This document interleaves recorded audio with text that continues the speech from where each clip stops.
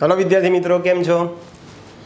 આપણે લાસ્ટ વખતે બેન્ઝીનની ઇલેક્ટ્રોન અનુરાગી વિસ્થાપન પ્રક્રિયાઓ જોઈએ. થોડાક આજે નિર્દેશક અસર જોવાની છે, પ્રેરક અસર જોવાની છે આપણે. બરાબર છે ભાઈ? એટલે પ્રેરક સમૂહ કોને કહેવાય?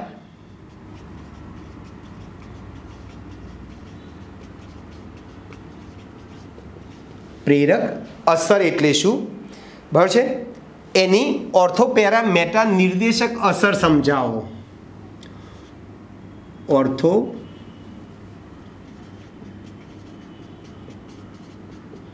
પેરા અને મેટા નિર્દેશક અસર.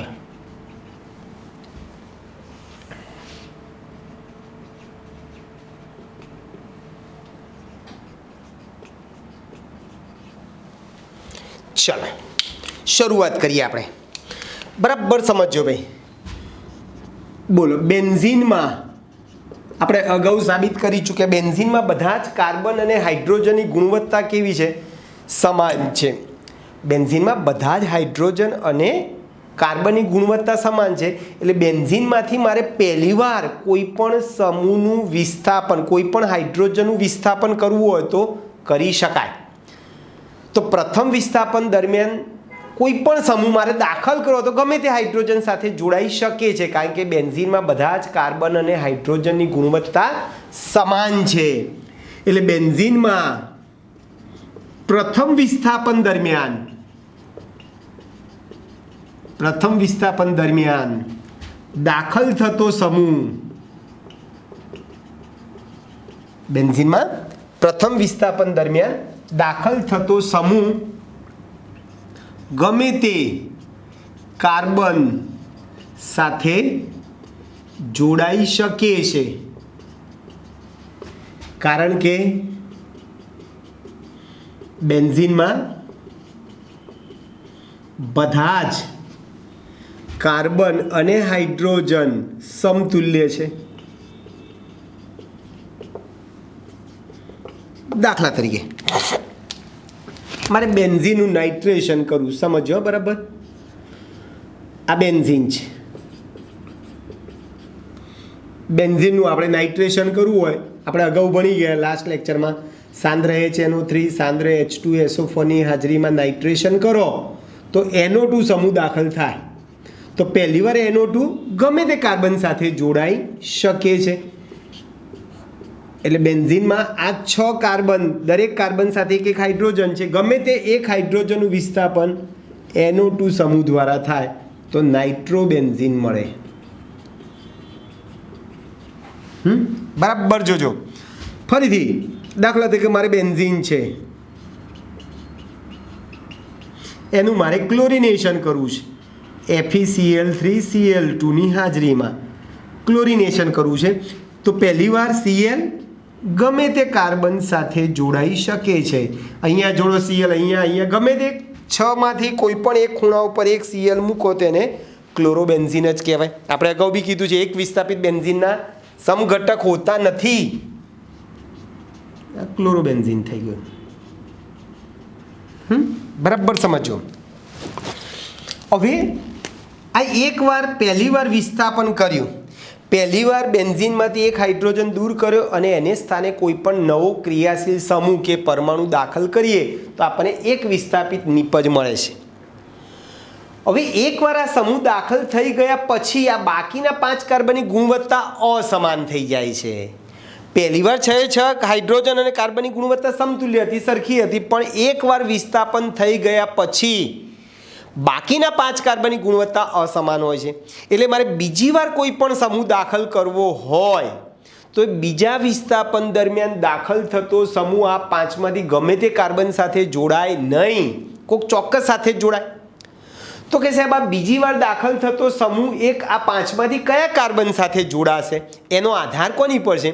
તો કે ભાઈ પહેલી વાર જોડાઈ ચૂકેલા બેન્ઝીન સાથે પહેલીવાર જોડાઈ ચૂકેલા સમૂહની લાક્ષણિકતા ઉપર આધાર રાખે છે. આ Cl NO2 ની લાક્ષણિકતા ઉપર આધાર રાખે છે.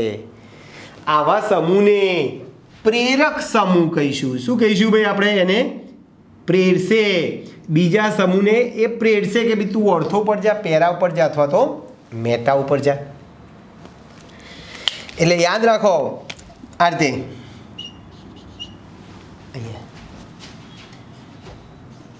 બીજા વિસ્થાપન દરમિયાન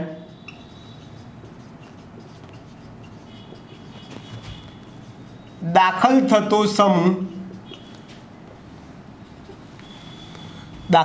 સમૂહ કોઈ ચોક્કસ કાર્બન સાથે જ જોડાશે. આ બીજો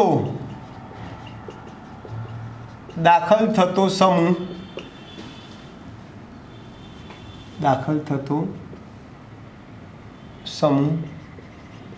કોઈ ચોક્કસ કાર્બન સાથે જ જોડાય.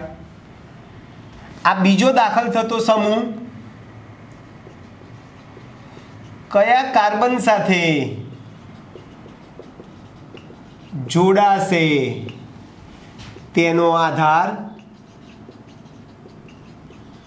પ્રથમ વિસ્થાપન દરમિયાન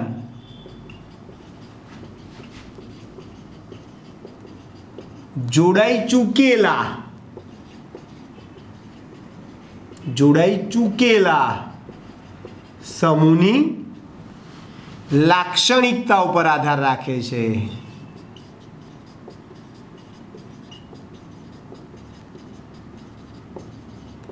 આવા સમૂહને નિર્દેશક સમૂહ અથવા તો પ્રેરક સમૂહ કહીશું. આવા સમૂહને પ્રેરક સમૂહ કહીશું. પ્રેરક સમૂહની નિર્દેશક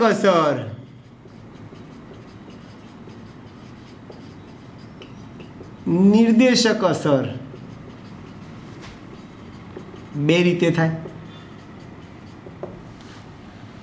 એક ઓર્થો અને પેરા નિર્દેશક અસર અને બીજી મેટા નિર્દેશક અસર. ઓર્થોપેરા અને મેટા નિર્દેશક અસર. બરાબર છે ભાઈ? જો બેન્ઝીનમાં પહેલી વાર આમાંથી કોઈ સમૂહ જોડાયેલો CH3 હોય, Cl હોય, Br હોય, I હોય, CH3 ની જગ્યાએ C2H5 પણ તમે લઈ શકો. બરાબર છે? કોઈ પણ R. બરાબર છે? પછી OH હોય, OR હોય અથવા OCH3 હોય, COOR હોય,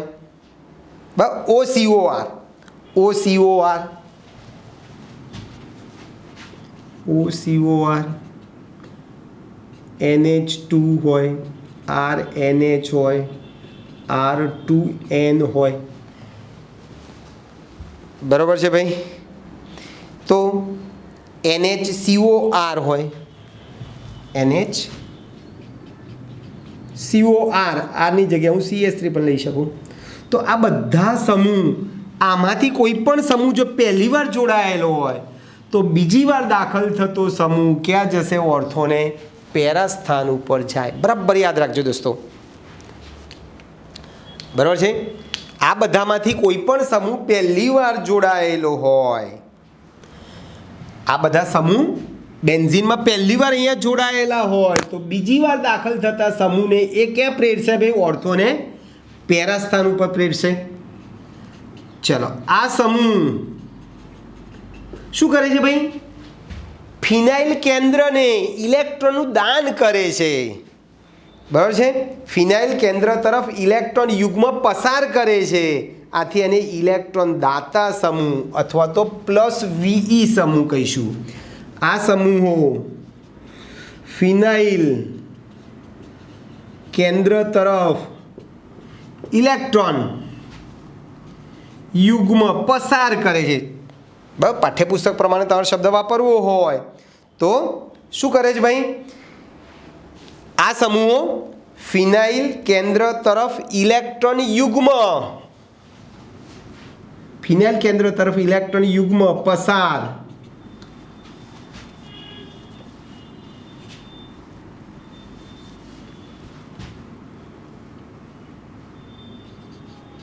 યુગ્મ પસાર કરતા હોવાથી તેમને ઇલેક્ટ્રોન દાતા સમૂહ અથવા પ્લસ વીઈ સમૂહ કહીશું.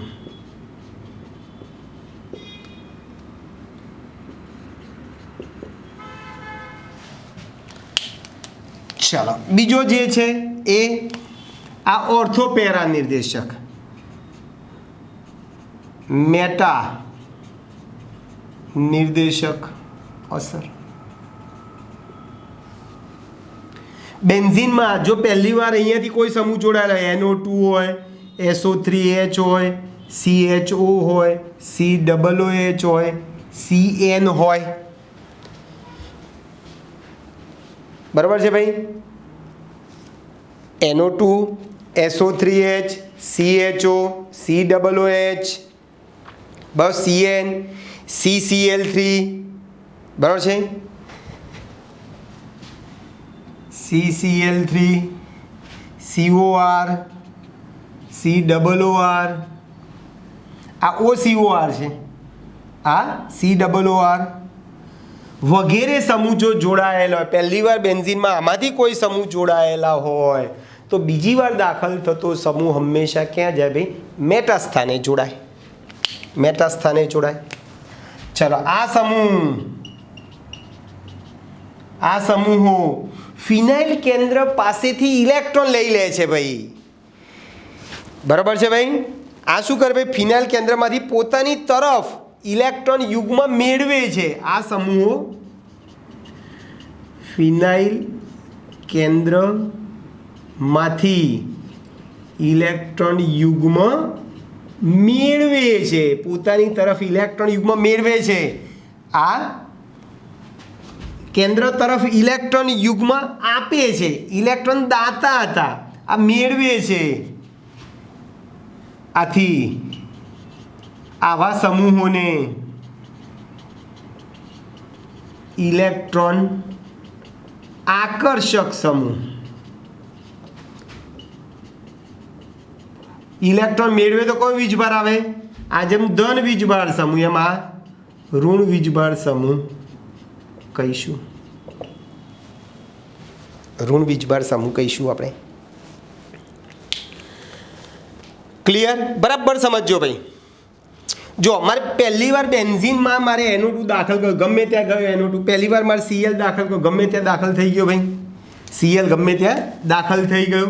હવે આ એકવાર વિસ્થાપન થઈ ગયું ભાઈ, હવે મને અહીંયા ઈચ્છા થઈ Br દાખલ કરવાનું, મારે બ્રોમિનેશન કરવું છે. તો હું કોને જોઈશ ભાઈ? આ Br ને જોઈશ કે NO2 ને જોઈશ? તો કે ભાઈ જોડાઈ ચૂકેલાને જોવાનું, હંમેશા જોડાઈ ચૂકેલાને જોવાનું. તો શું કરશું ભાઈ? મારે બીજી વાર દાખલ કરવો સમૂહ, તો બોલો આને NO2 ને જોઈશું, જોડાઈ ચૂકેલાને. બોલો NO2 કયો નિર્દેશક છે? મેટા નિર્દેશક. તો આ નવો દાખલ થતો Br મેટા સ્થાને, જો આ NO2 એની જગ્યાએ છે, આ Br આ મેટા સ્થાને જતો રહે. તમને ઓર્થોપેરા મેટા સ્થાન ખબર છે ને? જો આ બેન્ઝીન હોય ને, આ ખૂણાની સાપેક્ષમાં આ બે ઓર્થો સ્થાન હોય, એકાંતરે આ મેટા સ્થાન હોય, સામ સામે પેરા સ્થાન હોય. તો આ મેટા બ્રોમો નાઇટ્રોબેન્ઝીન બની ગયું. બરાબર છે ભાઈ? ખ્યાલ આવી ગયો ભાઈ?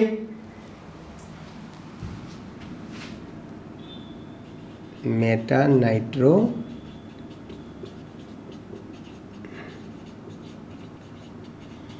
બ્રોમોબેન્ઝીન. ઓકે, ચલો પહેલી વાર Cl ગમે ત્યાં દાખલ થયો. હવે મારે દાખલા તરીકે નાઇટ્રેશન કરવું છે.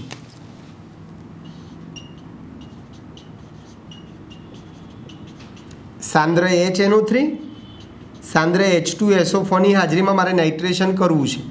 તો બોલો, જેમ નાઇટ્રેશનમાં કયો સમૂહ દાખલ થાય? NO2.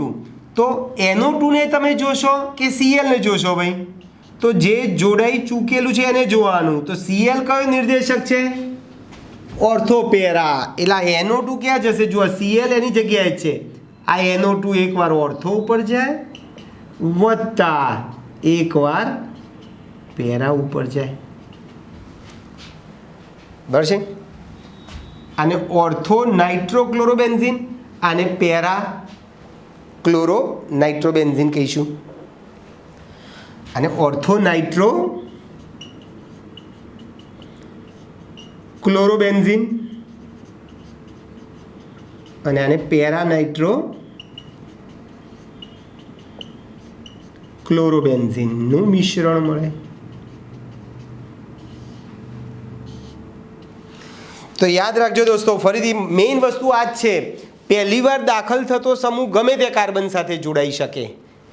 પહેલી વાર NO2 ગમે ત્યાં ગયો, Cl ગમે ત્યાં ગયો, પણ મારે બીજી વાર કોઈ પણ સમૂહ દાખલ કરવો હોય ત્યારે પહેલી વાર કોણ જોડાયેલું છે એને જોવાનું. અહીંયા NO2 સમૂહ જોડાયેલો છે, NO2 મેટા નિર્દેશક છે એટલે બીજી વાર Br મેટા પર ગયો. પહેલી વાર Cl જોડાયેલો છે એ પોતે ઓર્થોપેરા નિર્દેશક છે એટલે બીજી વાર દાખલ થતો NO2 ક્યાં ગયો? ઓર્થોને પેરા સ્થાન ઉપર જાય છે. ક્લિયર? આપણે ફિનોલ અને નાઇટ્રોબેન્ઝીનમાં કેવી રીતે સંસ્પંદન થાય છે, કેમ એ ઓર્થોપેરા નિપજ અથવા તો મેટા નિર્દેશક સમૂહ કેમ છે એની થોડીક ડિટેલમાં આપણે વાત કરી લઈએ.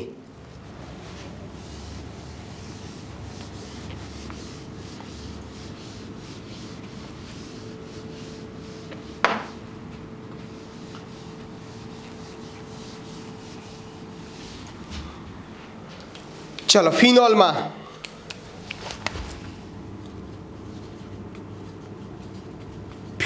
સંસ્પંદન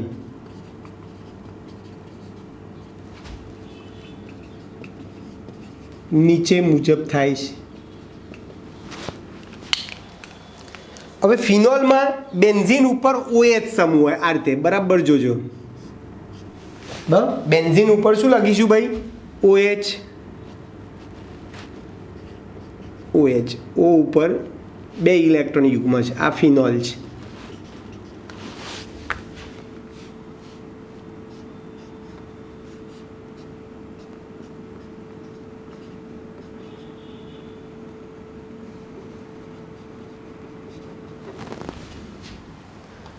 બરાબર છે? ફિનોલ છે. ખાલી દ્વિબંધના સ્થાન મેં કેવા બતાવ્યા છે? જુદા જુદા બતાવ્યા છે. હવે જુઓ, આ બંધ તૂટે છે, અહીંયા આવે છે. આ ઇલેક્ટ્રોન યુગ્મ અહીંયા આવે છે એટલે શું થશે?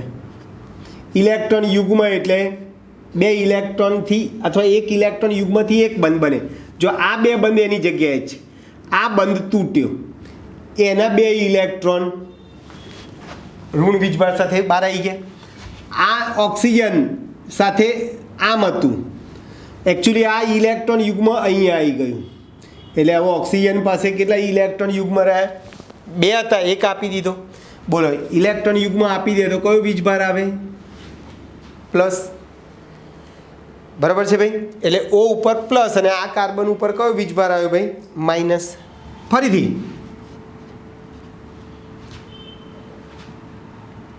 બરાબર છે? ચાલો જુઓ, આ બંધ તૂટે છે, અહીંયા આવે. આ ઇલેક્ટ્રોન યુગ્મ અહીંયા આવે એટલે આ 2 બંધ એની જગ્યાએ જ છે. આ બંધ તૂટ્યો, ઇલેક્ટ્રોન યુગ્મ લઈ લીધા. આ એક બંધ હતો, 1 ઇલેક્ટ્રોન યુગ્મ આવ્યો એટલે અહીંયા ઓક્સિજન પાસે 1 ઇલેક્ટ્રોન યુગ્મ જ રહ્યું. બોલો, એને આપી દીધું એટલે એની ઉપર કયો વીજભાર આવશે? પ્લસ. બરાબર છે? 1 ઇલેક્ટ્રોન યુગ્મ રહેશે પ્લસ, અને આ બંનેની વચ્ચેનું બંધારણ આ રીતે.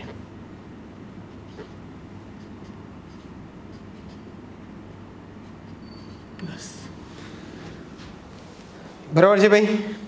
તો ફિનોલમાં આવા આપણને સંસ્પંદન સૂત્રો મળે છે. હવે બરાબર યાદ રાખજો, અહીં OH સમૂહ -I અસર દર્શાવે છે. OH સમૂહ ની માઇનસ આઈ પ્રેરક અસર ને લીધે એકચ્યુઅલી શું થાય છે ભાઈ, ઓર્થોને પેરા સ્થાન ઉપર ઇલેક્ટ્રોન ઘનતા શું થાય છે, ઘટે છે. માઇનસ આઈ અસર ને લીધે ઓર્થો અને પેરા સ્થાને ઇલેક્ટ્રોન ઘનતા ઘટે છે, પરંતુ સંસ્પંદન અસર ને લીધે જે ઓર્થોને પેરા સ્થાન ઉપર જે ઇલેક્ટ્રોન ઘનતા ઘટતી હતી ને એ હવે શું થઈ જાય છે, સાપેક્ષમાં વધી જાય છે. સંસ્પંદન અસરને લીધે ઓર્થો અને પેરા સ્થાને ઇલેક્ટ્રોન ઘનતા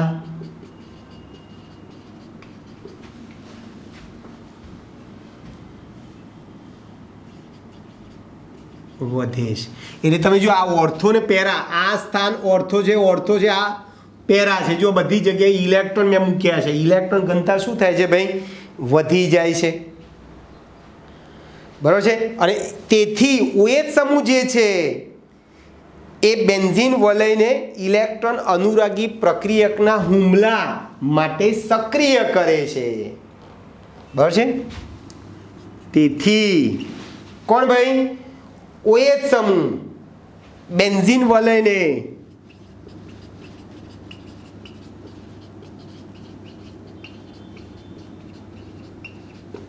OH સમૂહ બેન્ઝીન વલયને ઇલેક્ટ્રોન અનુરાગી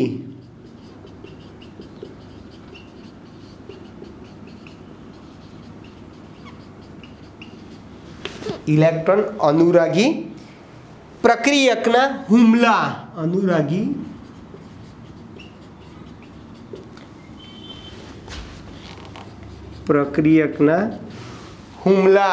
માટે સક્રિય કરે છે.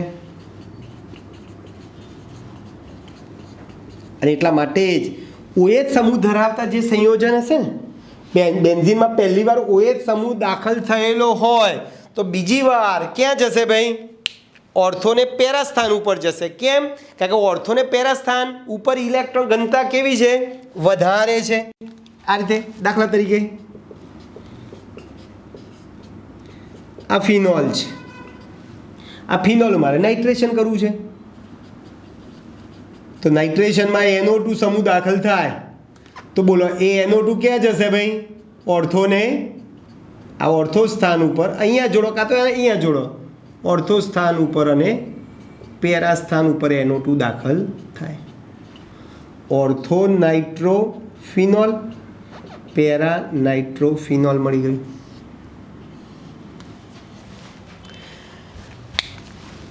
બરાબર સમજો ભાઈ, ક્લિયર.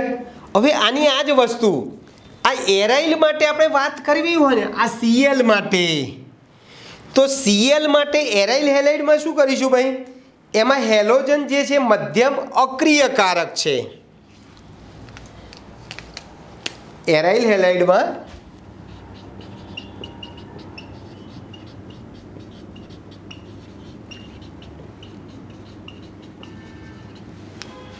હેલોજન મધ્યમ અક્રિયકારક છે.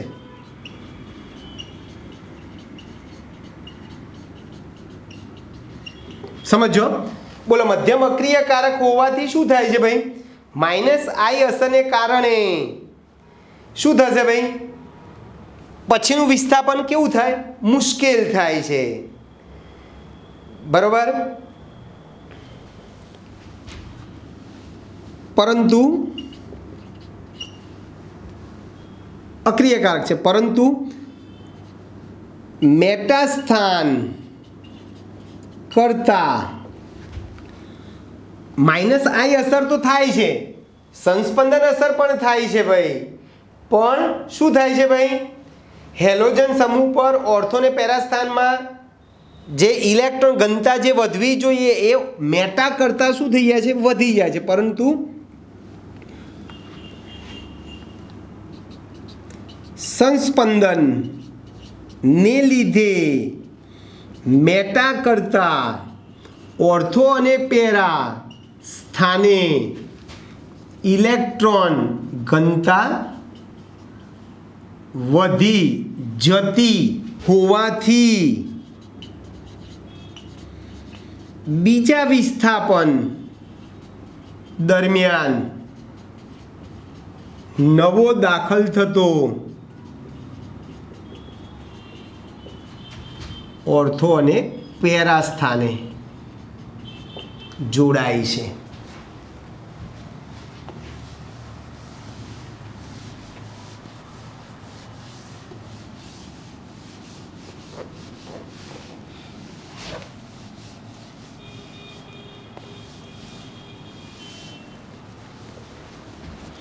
ઓર્થો અને પેરા સ્થાને જોડાય છે આ રીતે.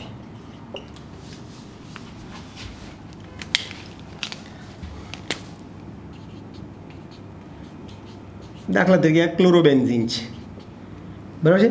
ચાલો આનું હું ફરીથી ક્લોરિનેશન કરું, ફરીથી ક્લોરિનેશન કરતા શું થાય ભાઈ? તો કે ભાઈ સંસ્પંદનને કારણે ક્લોરીન ઓર્થો પેરા નિર્દેશક છે, એટલે આ ઓર્થો અને પેરા સ્થાન ઉપર ઇલેક્ટ્રોન ઘનતા વધી જતી હોવાથી આ બીજી વાર દાખલ થતો સમૂહ Cl ક્યાં જશે? ઓર્થો ને પેરા સ્થાન ઉપર જાય છે.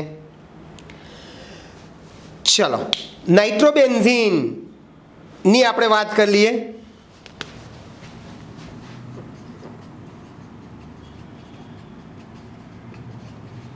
નાઇટ્રોબેન્ઝીનમાં સંસ્પંદન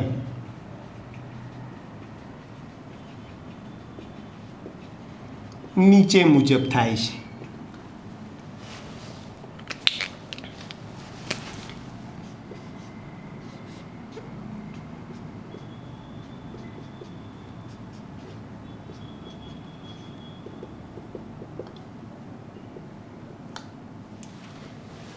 બરાબર છે ભાઈ? અમે નાઇટ્રોબેન્ઝીન દોરી આપ્યું.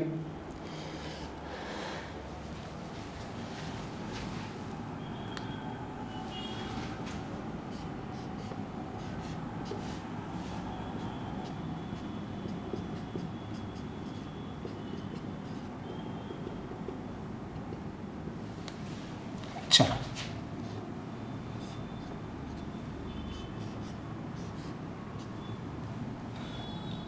આ અહીંયા આવે છે,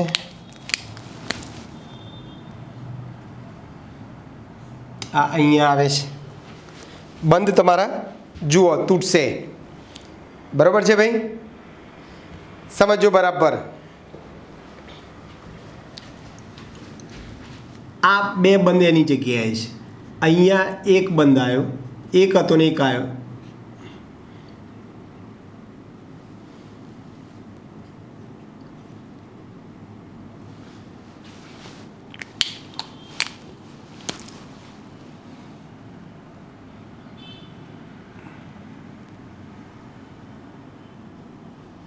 માઇનસ જુઓ બરાબર છે? આમ રાખો. બંધની તીરની દિશા તમારે ત્યાં બતાવી હોય તો મને વાંધો નથી, તમારે આ રીતે બતાવો.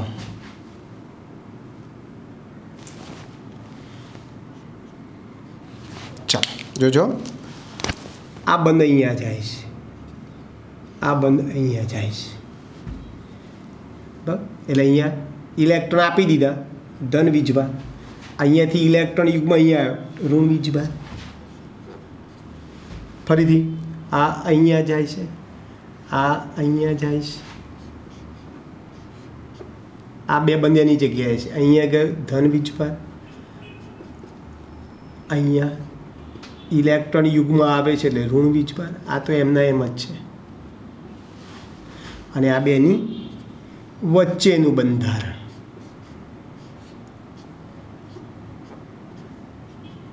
ધન ઋણ આ રીતે.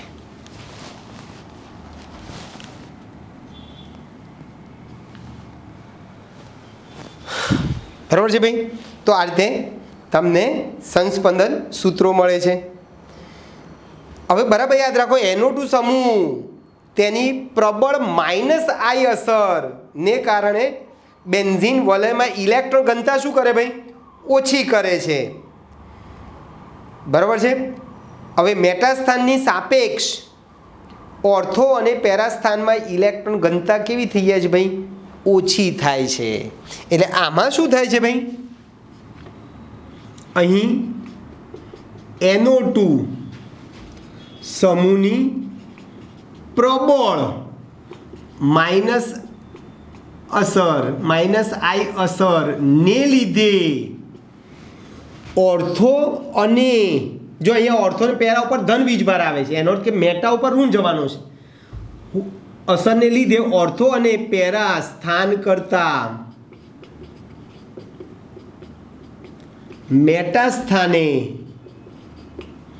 મેટા સ્થાને ઇલેક્ટ્રોન ઘનતા શું થઈ જાય ભાઈ? વધે છે. આથી નાઇટ્રોબેન્ઝીન મેટા નિર્દેશક બને છે.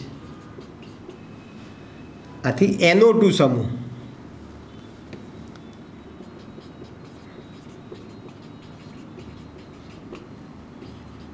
બને છે. આ રીતે દાખલા તરીકે નાઇટ્રોબેન્ઝીન, મારે આનું કંઈ પણ કરવું હોય, બરાબર છે, બ્રોમિનેશન કરવું, ચલો FeBr3Br2, તો બોલો NO2 કયો નિર્દેશક છે? મેટા. એટલે આ NO2 તો એમને એમ જ છે, આ Br ને ક્યાં જવા દેશે? મેટા સ્થાન ઉપર જવા દેશે. Meta nitro બ્રોમોબેન્ઝીન.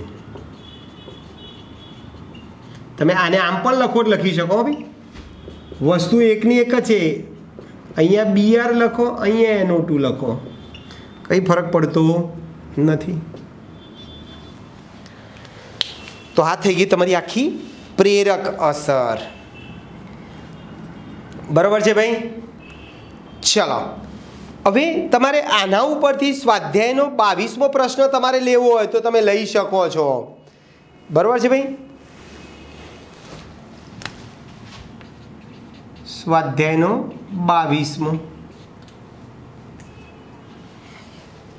ચલો, એના માટે એક વાક્ય યાદ રાખો ભાઈ કે ભાઈ જેમ NO2 ની સંખ્યા વધે એમ પ્રતિક્રિયાત્મકતા ઘટે. જેમ NO2 સમૂહની સંખ્યા વધે તેમ પ્રતિક્રિયાત્મકતા, પ્રક્રિયા કરવાની ક્ષમતા ઘટે. બરાબર છે? પ્રતિક્રિયાત્મકતાને આપણે ઉતરતા ક્રમમાં ગોઠવવાના છે. બરાબર છે? તમને એમાં ક્લોરોબેન્ઝીન એક ઉદાહરણ આપ્યું છે, બીજું 2,4-ડાયનાઇટ્રોબેન્ઝીન અને પેરા નાઇટ્રોક્લોરોબેન્ઝીન આપેલું છે. બરાબર છે ભાઈ? તો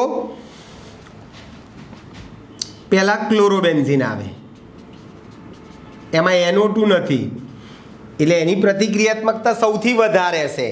બરાબર છે? પછી આવશે પેરા નાઇટ્રોક્લોરોબેન્ઝીન. પેરા નાઇટ્રોક્લોરોબેન્ઝીન, આમાં એક NO2 સમૂહ છે. આમાં એક NO2 સમૂહ છે. અને પછી બીજું આપ્યું છે ઉદાહરણ તમને 2,4-ડાયનાઇટ્રોક્લોરોબેન્ઝીન.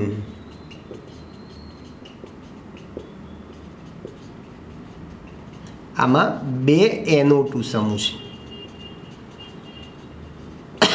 આપણે કીધું ને જેમ NO2 ની સંખ્યા વધશે એમ પ્રતિક્રિયાત્મકતા શું થશે ભાઈ? ઘટશે. પ્રતિક્રિયાત્મકતા ઘટશે. ચલો, પછી CH3 જે છે ને એ ઇલેક્ટ્રોન દાતા સમૂહ છે એટલે એ પ્રતિક્રિયાત્મકતા શું કરે ભાઈ? વધારે. પ્રતિક્રિયાત્મકતા શું કરે ભાઈ? વધારે. જેમ CH3 ઇલેક્ટ્રોન દાતા સમૂહ છે. આ NO2 ઇલેક્ટ્રોન આકર્ષક સમૂહ છે. એટલે CH3 સમૂહ પ્રતિક્રિયાત્મકતા વધારે જ્યારે NO2 ઇલેક્ટ્રોન આકર્ષક સમૂહ પ્રતિક્રિયાત્મકતા ઘટાડે.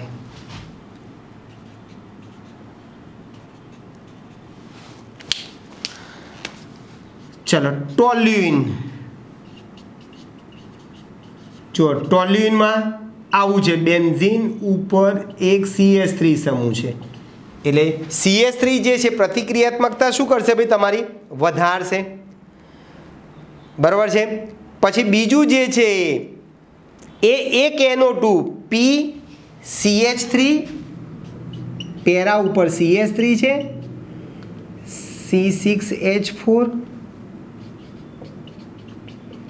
NO2 બરાબર છે.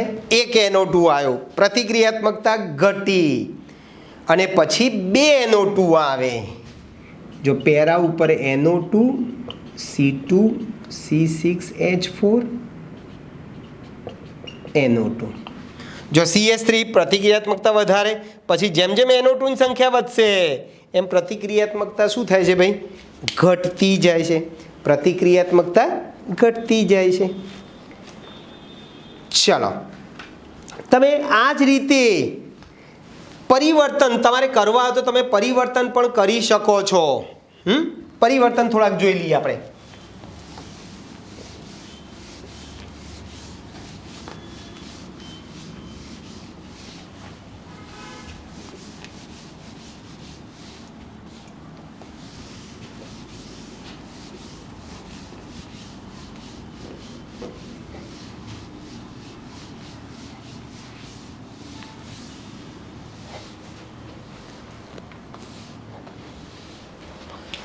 ચલો જુઓ સ્વાધ્યાયનો 13મો પ્રશ્ન છે.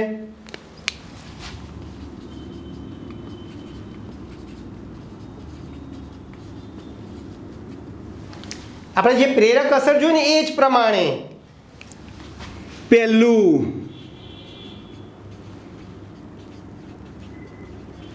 બેન્ઝીનમાંથી મારે પેરા બ્રોમો નાઇટ્રો બેન્ઝીન બનાવવું છે. આ નાઇટ્રોબેન્ઝીન પેરા બરાબર છે ભાઈ પેરા બ્રોમો નાઇટ્રોબેન્ઝીન.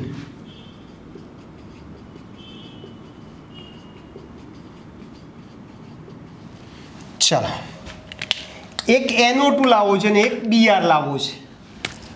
જો હું પહેલાં નાઇટ્રેશન કરીશ ને તો નાઇટ્રોબેન્ઝીન થશે ને પછી એનું હું જો બ્રોમિનેશન કરવા જાઉં તો NO2 મેટા નિર્દેશક છે એટલે Br આપણને મેટા સ્થાને મળે તો મારે મેટા નિર્દેશક મળશે પણ મારે જોઈએ છે ઓર્થોપેરા એટલે હું નાઇટ્રેશન નહીં કરું પહેલાં હું શું કરીશ ભાઈ બ્રોમિનેશન કરું એટલે શું મળે ભાઈ Br બ્રોમોબેન્ઝીન કહેવાને અને પછી આનું હું નાઇટ્રેશન કરું ને ભાઈ નાઇટ્રેશન કરીએ આપણે બરાબર છે તો શું થશે ભાઈ Br કયો નિર્દેશક છે ઓર્થોપેરા એટલે NO2 ક્યાં જશે ઓર્થો ઉપર જશે અને આ રીતે પેરા ઉપર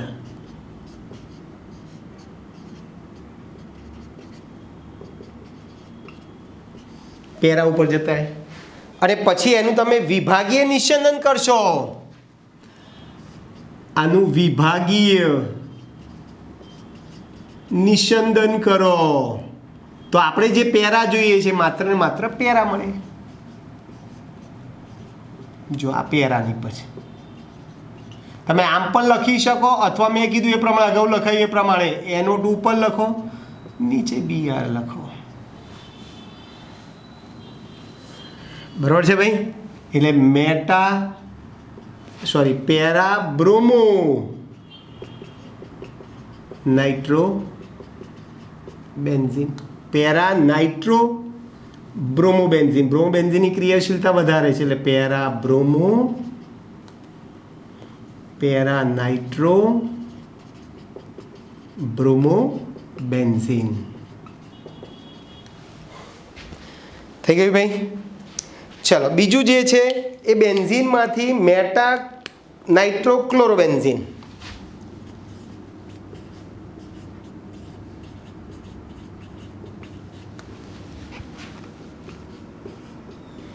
મેટા ઉપર ક્લોરો, નાઇટ્રોબેન્ઝીન તમારે બનાવવું છે. બરાબર, મેટા નાઇટ્રોક્લોરોબેન્ઝીન.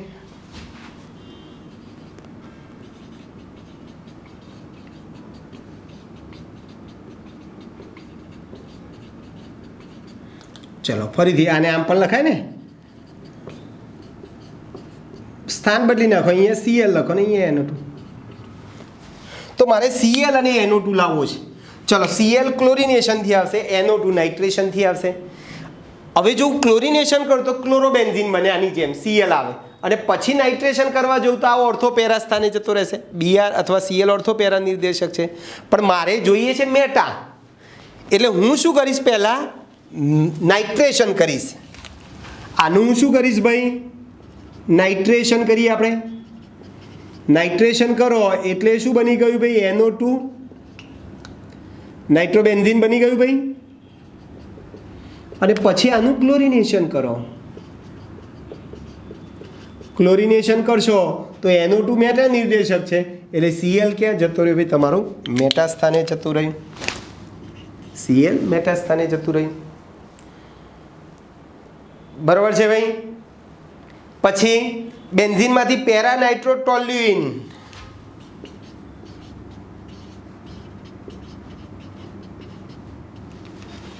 બેન્ઝીનમાંથી પેરા નાઇટ્રોટોલ્યુઇન એટલે એક CH3 લાવવો છે ને કે NO2 લાવવો છે. એટલે હું પહેલાં CH3 લાવવા માટે શું કરીશ ભાઈ, આલ્કાઇલેશન, ફ્રીડલ ક્રાફ્ટ આલ્કાઇલેશન કરું તો CH3 ટોલ્યુઇન બની ગયું. અને પછી આનું નાઇટ્રેશન કરીએ. બોલો નાઇટ્રેશન કરીશું તો CH3 કયો નિર્દેશક છે, ઓર્થોપેરા. એટલે NO2 ક્યાં જશે, ઓર્થો ઉપર જશે અને પેરા ઉપર જશે. અને પછી આનું વિભાગીય નિસ્યંદન કરો, એટલે આપણે જે વસ્તુ જોઈએ છે માત્ર પેરા. તો પેરા મળી ગયું. બરાબર છે. પછી આ ચોથું, બેન્ઝીનમાંથી એસિટોફિનોન. બરાબર છે.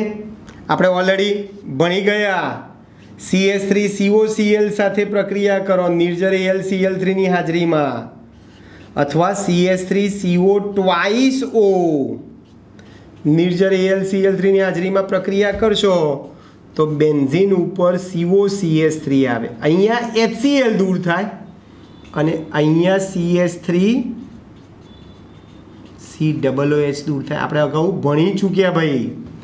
આને એસિટોફિનોન કહીએ છીએ. એસિટોફિનોન કહીશું આપણે. બરાબર છે ભાઈ.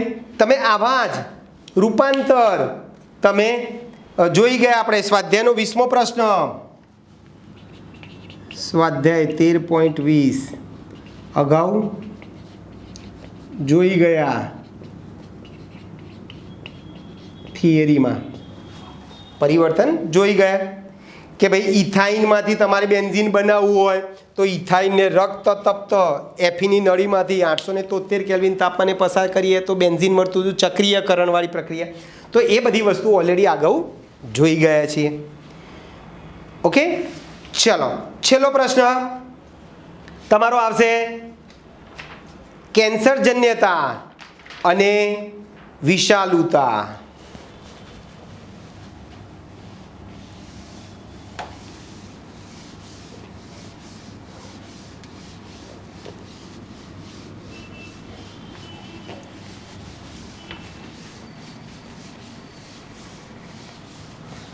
બેન્ઝીનના 2 કે તેથી વધુ ચક્રો ધરાવતા જે એરોમેટિક સંયોજનો જે છે એ કેન્સર પ્રેરે છે.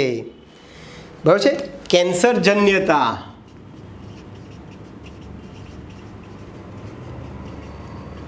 વિષાલુતા એટલે ઝેરી અસર. શું કરીશું ભાઈ? બેન્ઝીન અને બહુચક્રીય હાઇડ્રોકાર્બન જેમાં બે કરતાં વધુ બેન્ઝીન હોય. બેન્ઝીન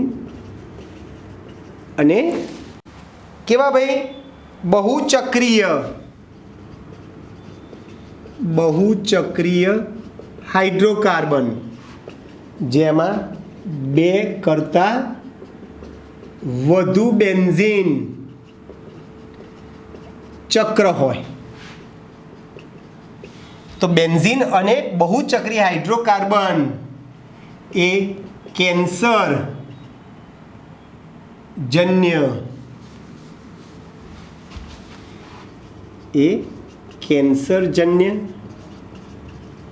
અને વિષાલુ છે સંયોજનો છે. ચલો કેવી રીતે અસર કરે ભાઈ આ? તો કે ભાઈ કેટલાક બહુચક્રીય હાઇડ્રોકાર્બન સંયોજનો, કેટલાક બહુચક્રીય હાઇડ્રોકાર્બન સંયોજનો શું કરે ભાઈ? તમાકુ, કોલસો કે પેટ્રોલિયમના અપૂર્ણ દહનથી ઉત્પન્ન થાય છે.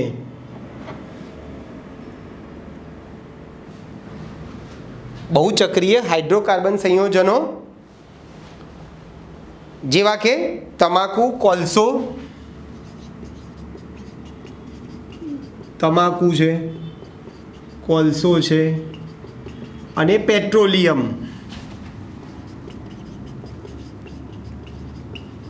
ના અપૂર્ણ દહન કરો ભાઈ.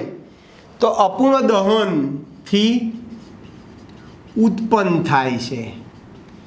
તમે તમાકુના પાંદડા હોય એનું તમે અપૂર્ણ દહન કરો તો એમાં બહુચક્રીય હાઇડ્રોકાર્બન સંયોજનો ઉત્પન્ન થાય છે જે કેન્સરજન્ય અને વિષાલુતા ધરાવે છે. આ શું કરે ભાઈ? આ ઉત્પન્ન થતા બહુચક્રીય હાઇડ્રોકાર્બન સંયોજનો શું કરશે ભાઈ? માનવ શરીરમાં પ્રવેશીને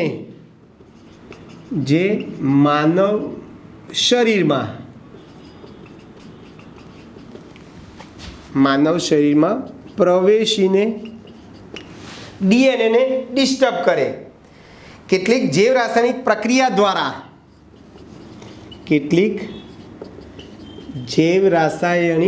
પ્રક્રિયા દ્વારા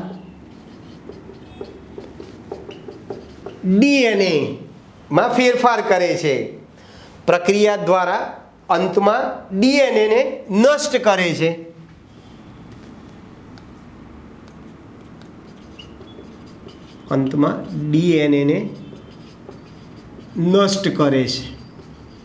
પરિણામે કેન્સર થાય છે. કેટલાક કેન્સરજન્ય પદાર્થો આપણે લખીએ.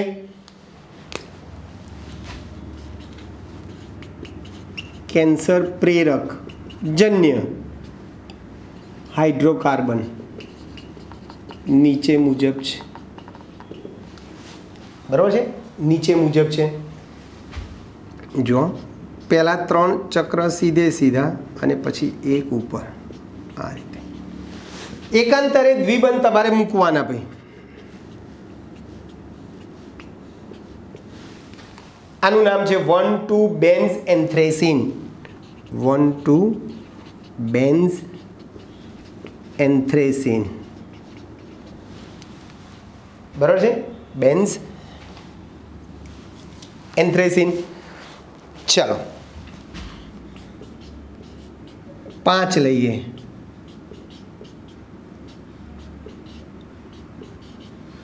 આ રીતે 3 નીચે 2 ઉપર.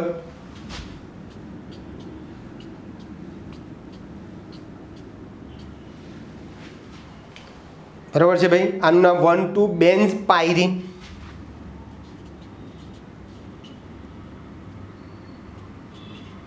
બેન્ઝ-પાયરીન.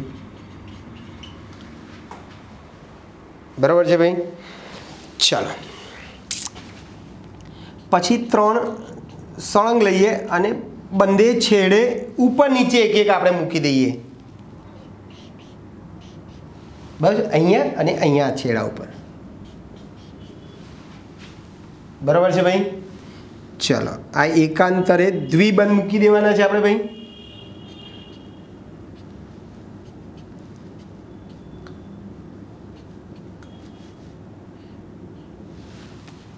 ઓકે, અને 1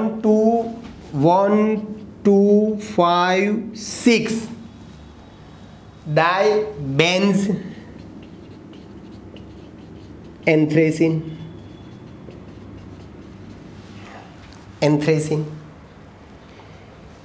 અને એ જ પ્રમાણે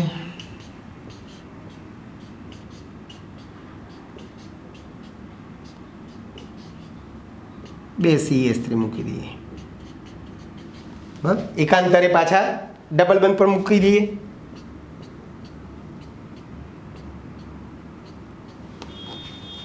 આનું નામ થાય 9 10 9 10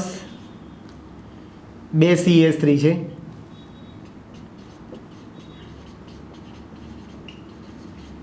શું કહે છે ભાઈ?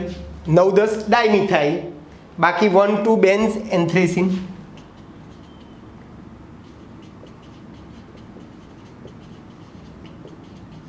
તો આ બધા પદાર્થો જે છે એ કેન્સર પ્રેરક પદાર્થો છે. કેવા છે ભાઈ? કેન્સર પ્રેરક પદાર્થો છે. ઓકે, જેમાં બેન્ઝીન વલય હોય, એક હોય અથવા એક કરતાં વધારે હોય. અને છેલ્લો સ્વાધ્યાયનો એક પ્રશ્ન છે, એટલે આપણે સ્વાધ્યાયના તમામે તમામ પ્રશ્નો આવી જાય છે. 1 2 ડાયમિથાઇલ બેન્ઝીન, 1 2 ડાયમિથાઇલ બેન્ઝીન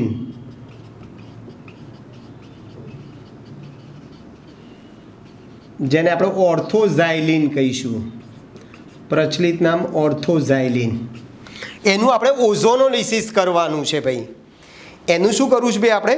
ઓઝોનોલિસિસ. તો આપણને કઈ નિપજ મળે એની વાત કરવાની છે. બરાબર છે? ચાલો એનું બંધારણ દોરું જો આ રીતે.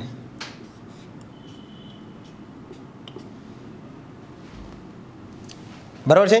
બંધારણમાં ખાલી ને ખાલી આપણે શું કરીશું ભાઈ? દ્વિબંધના સ્થાન જુદા જુદા રાખવાના છે. જો આ CH3, આ CH3, આને ઓર્થોઝાઇલિન કહેવાય.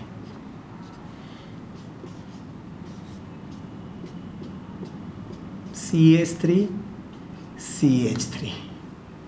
ચલો આ પણ ઓર્થોઝાઇલિન છે. આનું તમે ઓઝોનોલિસિસ કરશો ને ભાઈ, ઓઝોનોલિસિસ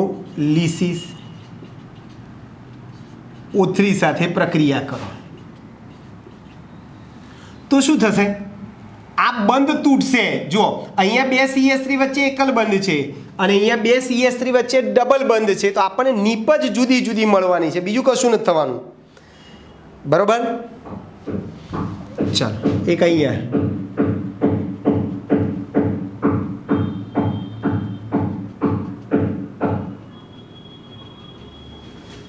આ રીતે મેં તોડી નાખ્યો ભાઈ બંધ.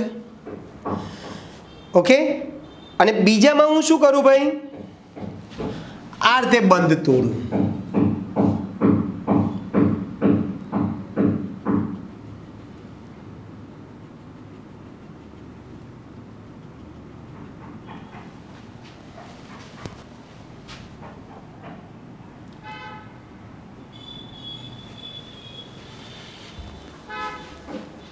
બરોબર છે ભાઈ? ક્લિયર? તો મને કઈ નિપજ મળે? તો અહીંયા મને શું મળશે? CH3, બરાબર છે, પછી CO, આ ખૂણા ઉપર CO, પાછો CO CH3,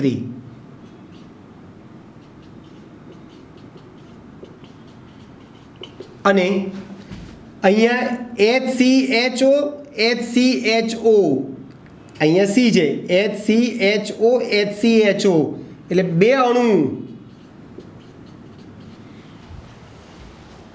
CHO ના મળશે, ક્લાયોક્ઝલના.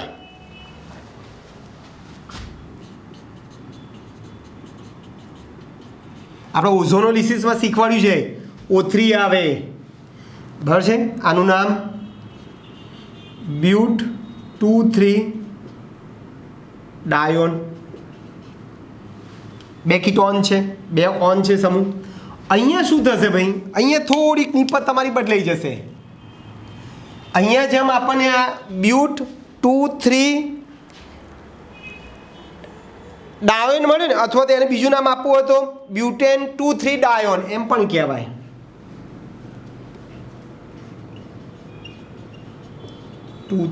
ડાયોન. અને ગ્લાયોક્ઝલના બે અણુ મળે ને, એમ અહીંયા શું મળશે ભાઈ? મિથાઇલ ગ્લાયોક્ઝલ અને એક અણુ ગ્લાયોક્ઝલનો મળશે.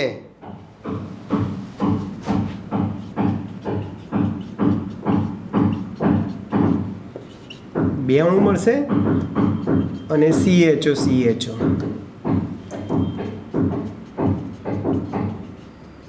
ગ્લાયોક્ઝલ અને આ કીટોન.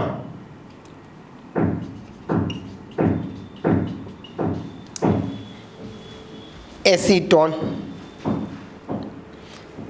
સોરી CHO હશે.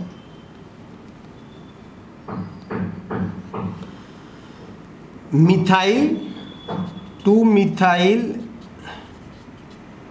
ગ્લાયોક્ઝલ. ટૂંકમાં તમને ઓર્થોઝાઇલિન નું ઓઝોની અથવા ઓઝોનોલિસિસ કરતા આપણને શું મળશે ભાઈ? એક બ્યુટેન 2,3 ડાયોન,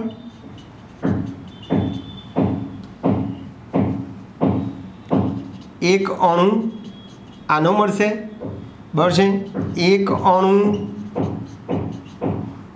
2-મિથાઇલ ગ્લાયોક્ઝલ અને ટોટલ આ બે ને આ એક 3 અણુ આપણને ગ્લાયોક્ઝલના મળે છે, બરાબર છે. ઓઝોનોલિસિસ કરશો તમે તો તમને બે જુદી જુદી નિપજો મળે છે અને એ જ બતાવે છે. આ સંસ્પંદન સૂત્ર સૂચવે છે જે બેન્ઝીન ના કેક્યુલે ના બંધારણ